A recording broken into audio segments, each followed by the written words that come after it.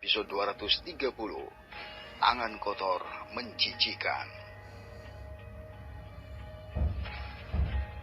Shinmo mengernyit kesal dan mencoba sedikit menakuti Fei Hung dengan auranya. Dia tidak ingin keluarganya mendapat masalah dengan asosiasi alkimia jika dia menyakiti pemuda ini, karena dia berasumsi bahwa Fei Hung berasal dari asosiasi alkemis. Jadi dia hanya ingin menakutinya. Shinmo juga tidak merasakan kekuatan di Fei Hung, jadi dia merasa Fei Hung hanya seorang ahli alkimia tanpa dasar seni bela diri. Aura Shinmo mulai menutupi Fei Hung. Xintian dan Lingyan mengejek Shinmo di dalam hati ketika mereka melihat apa yang dilakukan Shinmo. Sedangkan Wang Ying diam-diam menatap Shinmo dengan kebencian sambil mengatupkan giginya. Rongxiu ragu-ragu ketika dia melihat Fei Hung. Dia ragu-ragu dan melihat antara Fei Hung dan Shinmo secara bergantian, tetapi kemudian memutuskan dan berjalan kembali mendekat ke arah Shinmo. Dia tidak merasakan kekuatan apapun di Fei Hung dan lebih suka berada di pihak seseorang yang kuat yang bisa melindunginya. Fei Hung hanya melihat apa yang sedang dilakukan Rongxiu. Sebaiknya kau segera pergi dari sini. Klan Shin telah dipanggil untuk ke istana kota beberapa saat yang lalu, ucap Fei Hung dan tidak bergeming dari aura Shinmo dan menyuruhnya pergi. Dahi Shinmo semakin mengernyit, menyadari bahwa Fei Hung tidak gemetar atau menunjukkan ekspresi ketakutan saat terkunci dalam auranya. Dia meningkatkan auranya lebih banyak, tetapi Fei Hung bahkan tidak menunjukkan tanda-tanda ketakutan.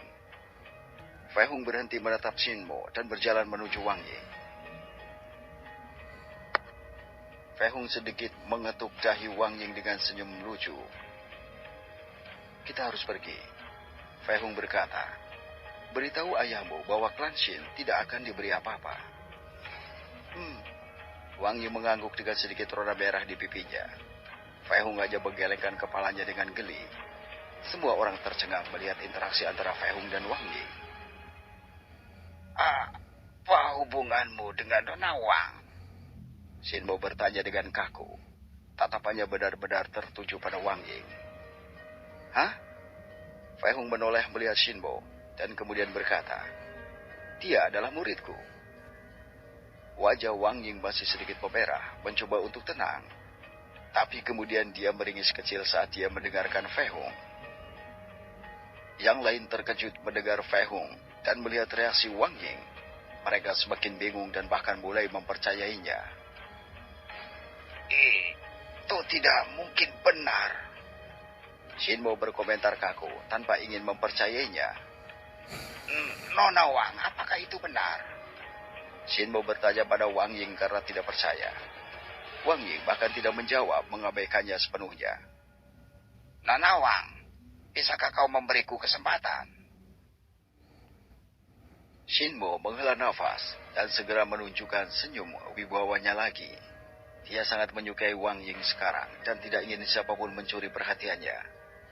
Wang Ying mengerutkan kening dengan jijik, tetapi dengan cepat mencoba untuk tenang saat Fei Hung menatapnya sambil tersenyum. Sebaiknya kau tidak terus mengganggunya. Lebih baik lagi, kau sebaiknya tidak terus melecehkan wanita lainnya, ucap Fei Hung untuk memperingatkan Shinmo.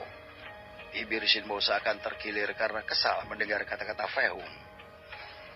Dengan rasa hormat yang aku miliki untukmu sebagai seorang alkemis, aku menyarankan agar kau tidak terus ikut campur dalam urusan orang lain.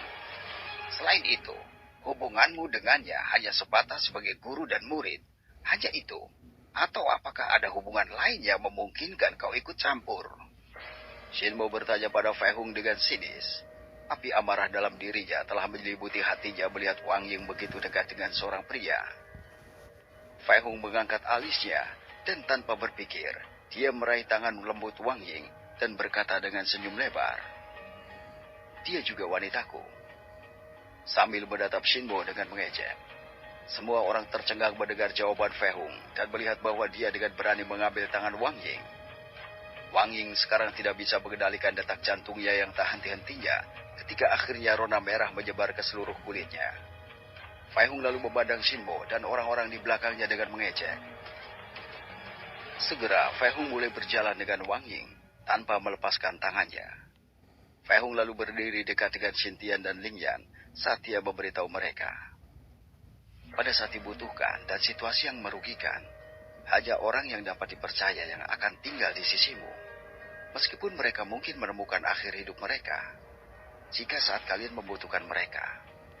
Kebanyakan mereka meninggalkanmu, maka mereka tidak berharga. Apalagi jika mereka menukarmu dengan hal-hal sederhana. Fei Hung mulai berjalan dengan Wang Ying, berjalan menjauh dari tempat itu. Masing-masing menyaksikan kepergian keduanya saat pikiran mereka mencoba memproses apa yang terjadi. Mata Xintian dan Ling Yan berkedip setelah memahami apa yang dikatakan Fei Hung dan mengangguk sebagai penghargaan. Ayo pergi. Mereka berdua lalu memberitahu gadis-gadis di belakang mereka dan mulai menuju ke tempat lain. Shinbo dan kelompoknya memiliki rasa tidak enak di mulut mereka ketika mereka mengetahui bahwa Wang Ying ternyata sudah memiliki seorang pria. Mereka tidak mengikuti kelompok Xintian dan memutuskan untuk pergi juga. Dari mana keberanian dan kesombonganmu itu bisa ada beberapa saat yang lalu? Setelah berjalan jauh, Fei Hung dengan main-main bertanya pada Wang Ying yang mengikutinya dalam diam dan dengan jantung yang masih berdebar kencang. Langit gelap sudah menutupi seluruh kota Tianyu. Fei Hung semakin tersenyum dan mulai menggoda Wang Ying saat dia berkata lagi.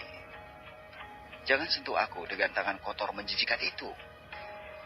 Wajah Wang Ying semakin memerah, tetapi juga ada perasaan krisis, panik, dan ketakutan memenuhi hatinya. Dia tidak ingin Fei Hung melihat sisi dirinya yang arogan dan dingin. Fei Hung memandang Wang Ying dan kemudian tersenyum, lalu mengelus kepalanya dengan lembut. Lalu sambil tersenyum.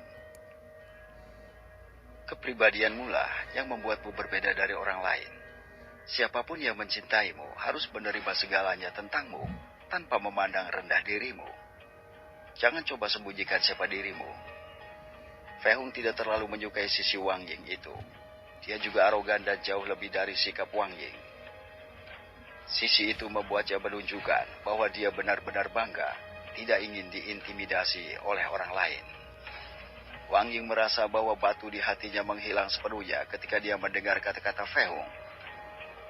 Guru, Wang Ying berbisik segera setelah itu. Ya, Fei Hung mengangkat alisnya saat dia mendengarkan Wang Ying. Kalau begitu, kau harus bertanggung jawab. Jawab Wang Ying dengan suara kecil dengan senyum yang sedikit licik saat dia mengingat kata-kata Zhang Yang ketika dia menyuruh Fei Hung untuk mengambilnya sebagai istrinya. Dia juga memutuskan untuk berani berbicara dengan Fei Hung. Wang Ying lalu meraih pakaian Fei Hung dengan tangannya dan menariknya sedikit ke arahnya. Matanya sekarang mulai menunjukkan tampilannya sedikit bangga. Ini adalah dirinya yang sebenarnya. Fei Hung mengamati bahwa temperamen Wang Ying mulai menunjukkan warna aslinya. Bibirnya sedikit melengkung ke atas.